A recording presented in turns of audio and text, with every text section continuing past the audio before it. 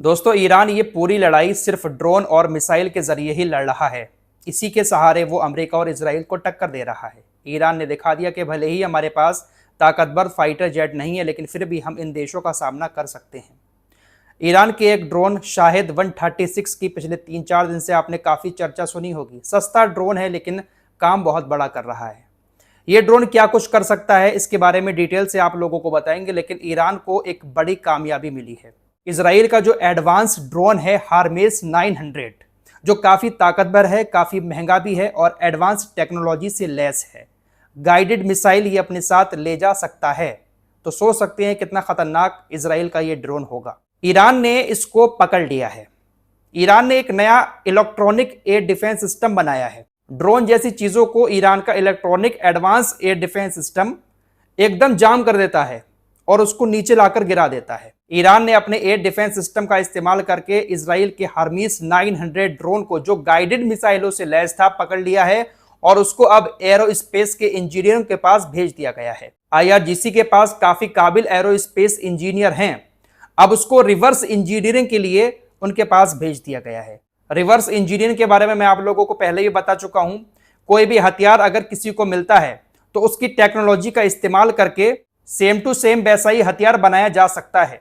Hermes 900 drone में जो technology इस्तेमाल की है इसराइल ने, उसी तरह की टेक्नोलॉजी का ड्रोन ईरान अपने यहां पर भी बना सकता है, जो उसी तरह की ताकत रखेगा, उसी तरह से गाइडेड मिसाइल लेकर जा सकता है और जल्द से जल्द वैसा ही मॉडल बनकर तैयार हो जाएगा। क्योंकि ईरान को ज्यादातर लड़ाई जो है वो ड्रोन से ही लड़नी है। ईरान ने अपनी जो मिसाइलों का जखीरा अभी सही सलामत रखा हुआ है, उसकी एक सबसे बड़ी वजह ईरान का यही सस्ता ड्रोन शाहिद 136 है। ईरान इसी के जरिए ज्यादातर खाड़ी के देशों पर हमले कर रहा है। ईरान की तरफ से ये ड्रोन बहुत सारे छोड़े जाते हैं। इनको मारने के लिए इंटरसेप्ट मिसाइलें खाड़ी के देश खर्च कर देते हैं। ईरान का ये लाखों का ड्रोन उनकी करोड़ों की मिसाइल खा जाता है। अब इसकी जरा खूबियां भी बता देता हूं आप लोगों को। इस ड्रोन की जो स्पीड है वो 145 किलोमीटर प्रति घंटे की है और 2000 से 2500 किलोमीटर तक ये जा सकता है एक बार में। अपने साथ तकरीबन 30 से 50 किलो विस्फोटक भी ले जा सकता है। ये इतना सस्ता होने से स्वार्म अटैक करता है और बहुत ज्यादा एयर डिफेंस सिस्टम को थका देता है। इसको मारने के लिए इन अरबी देशों का, इसराइल, अमेरिका का एयर डिफेंस सिस्टम जब टारगेट लॉक करता है तो टारगेट लॉक भी जल्दी नहीं होता है, और अगर लॉक हो जाता है, जब मिसाइल फायर की जाती है तो ये चकमा बहुत देता है, कभी इधर चकमा देता है, जिस वजह से बहुत ज्यादा थका देता है डिफेंस सिस्टम को। और ये ड्रोन ईरान के पास हजारों में हैं। तो ईरान की ये जो लड़ाई है वो कहीं ना कहीं ड्रोन पर टिकी हुई है। अगर इतनी सारी मिसाइलें एक साथ छोड़ी जाएंगी जितने ड्रोन छोड़े जा रहे हैं, तो मिसाइलें तो खत्म हो जाएंगी। इसलिए ड्रोन का बहुत बड़ा सहारा है। तो ये जो इसराइल का ड्रोन पकड़ा है, अगर इसकी रिवर्स इंजीनियरिंग हो जाती है तो ईरान को ये एक बहुत बड़ी कामयाबी मिलेगी। फिर इस ड्रोन के जरिए, इन्हीं के ड्रोन से इन्हीं के ऊपर हमला करेगा ईरान। खबर ऐसी आ रही है कि Donald Trump straight of Hormuz में अपनी सेना भेज सकते हैं। यह बात तो आपको मालूम ही है कि स्ट्रेट ऑफ हॉर्मुज जो समुद्र के अंदर एक जगह है जहां से तेल और गैस के टैंकर गुजरते हैं, ईरान ने उसको ब्लॉक कर दिया है। दुनिया भर के बहुत सारे देशों में तेल संकट मंडरा सकता है। डोनाल्ड ट्रंप अब अपनी सेना को वहां पर भेज सकते हैं तेल के टैंकरों को हमले से बचाने के लिए। ईरानी सेना ने रास्ता ब्लॉक नहीं किया है, रोका नहीं है कोई चीज डालकर। IRGC ने अपने सैनिकों को वहां पर तैनात कर रखा है। अगर कोई तेल का टैंकर वहां से आता है तो उस पर हमला किया जाएगा, और तेल के टैंकर पर एक छोटा सा हमला भी बड़ा आग का गोला बनकर निकलेगा। इसलिए कोई जहाज अभी निकल नहीं रहा है, उसको बचाने अमेरिकी सेना वहां पर जा सकती है। ट्रंप ने फिर बड़ी बातें फेंकी हैं।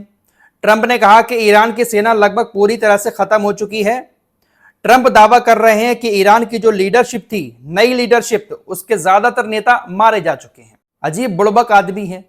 अरे सब कुछ अगर खत्म हो गया है तो ईरान अभी तक टिका हुआ कैसे है? ये बस हवाई वाले ख्यालों में ही रहते हैं। इनको ऐसा लग रहा था कि अयतुल्ला खामनी की मौत के फौरन बाद सारे हथियार डालकर घुटने टेक देंगे। दोस्तों, इस जंग में एक बड़ी चीज ये भी देखने को मिल रही है कि ईरान की जनता अपनी सरकार के खिलाफ किसी तरह का कोई विरोध प्रदर्शन नहीं कर रही है, सड़कों पर नहीं उतर रही है कि आप ये जंग क्यों कर रहे हैं, आप सरेंडर क्यों नहीं कर रहे हैं। पूरी की पूरी जनता जो है वो कहीं ना कहीं सरकार और सेना के साथ है। दोस्तों, अमेरिका और इसराइल जैसे देशों ने पूरी दुनिया में एक ऐसा माहौल बना दिया है कि अब हर देश को यह डर लगने लगा है कि कब हमारे ऊपर ये लोग हमला कर दें, कब हमें घेरने की तैयारी कर दें। पोलैंड ने इस बात का ऐलान किया है कि अब वो भी परमाणु हथियार बनाने की तरफ काम करेगा। पोलैंड भी अब परमाणु हथियार बनाने की होड़ में आगे लग चुका है। अब परमाणु हथियार बनाने के लिए यूरेनियम चाहिए होता है, तो यूरेनियम का संवर्धन करना शायद पोलैंड स्टार्ट करेगा, तभी तो परमाणु हथियार बनेगा। फिलहाल कह दिया है कि हम भी परमाणु हथियार बनाएंगे। फ्रांस के राष्ट्रपति इमैनुअल मैक्रों ने भी यह बात कही है कि हम परमाणु हथियारों को और ज्यादा बढ़ाएंगे और दुनिया को यह नहीं बताएंगे कि हमारे पास अब कितने परमाणु हथियार हो गए हैं। ट्रंप और नेतन्याहू जो तानाशाही दिखाकर पूरी दुनिया को परेशान कर रहे हैं ना, पूरी दुनिया को अब इस बात का डर लगने लगा है। हर कोई अपनी ताकत को मजबूत कर रहा है।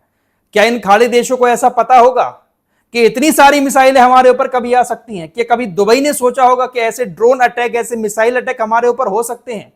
लेकिन सब जगह पर हो रहे हैं। कोई देश इस वक्त सेफ नहीं है।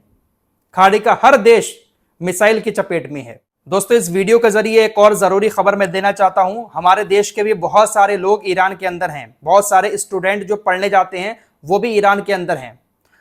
ईरान के अंदर जो भारतीय दूतावास है उसकी तरफ से एक ट्वीट करते हुए बताया गया है कि तेहरान शहर में बढ़ते खतरे की वजह से भारतीय दूतावास ने तेहरान में मौजूद ज्यादातर भारतीय छात्रों को तेहरान से बाहर सुरक्षित जगहों पर भेज दिया है। दूतावास ने उनके आने जाने, खाने और रहने का इंतजाम कर दिया है।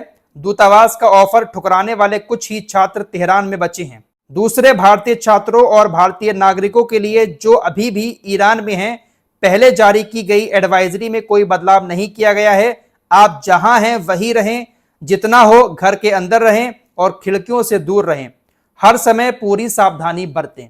ईरान के अंदर जो भारतीय दूतावास है उसकी तरफ से ये एडवाइजरी जारी की गई है। तो अगर कोई भारत का ईरान के अंदर बैठकर मुझे देख रहा है, क्योंकि मिडिल ईस्ट में बहुत सारे लोग हैं भारत के जो हमारी वीडियोस देखते हैं, तो इस एडवाइजरी पर जरा गौर करिएगा। भारतीय दूतावास जो ईरान के अंदर है उसकी तरफ से ये बातें कही गई हैं। इस वीडियो को शेयर भी कीजिएगा दोस्तों, ताकि बहुत सारे लोग जो हैं वहां पर उन तक बात पहुंच सके। दोस्तों, पिछली वीडियोस में मैं आप लोगों को बता चुका हूं कि ईरान के अंदर अयतुल्ला खामनेई की जगह अब कौन सुप्रीम लीडर बनेगा, इसका चुनाव होना है।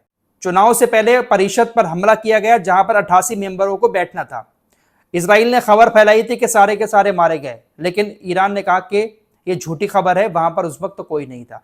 फिलहाल हमले की वजह से, हमला हुआ था, हमले की वजह से वहां पर वोटिंग नहीं हो रही है। अब इलेक्ट्रॉनिक वोटिंग हो रही है, रिमोट के जरिए वोटिंग हो रही है और अलग अलग बैठकर दूसरी जगहों पर ये लोग वोटिंग कर रहे हैं। एक साथ परिषद में बैठकर वोटिंग नहीं हुई है। देखते हैं किसको सुप्रीम लीडर बनाया जाता है। वैसे हो सकता है कि जब तक ये वीडियो आप तक पहुंचे सुप्रीम लीडर किसी ना किसी को चुन दिया गया हो, लेकिन अभी जब मैं रिकॉर्ड कर रहा हूं तो वोटिंग चल रही है, इलेक्ट्रॉनिक वोटिंग हो रही है, दूर से रिमोट के जरिए वोटिंग की जा रही है। फिलहाल इस रिपोर्ट में इतना ही। कुछ और खबरों के साथ फिर हाजिर होंगे। अपना ख्याल रखिएगा। अल्लाह हाफिज।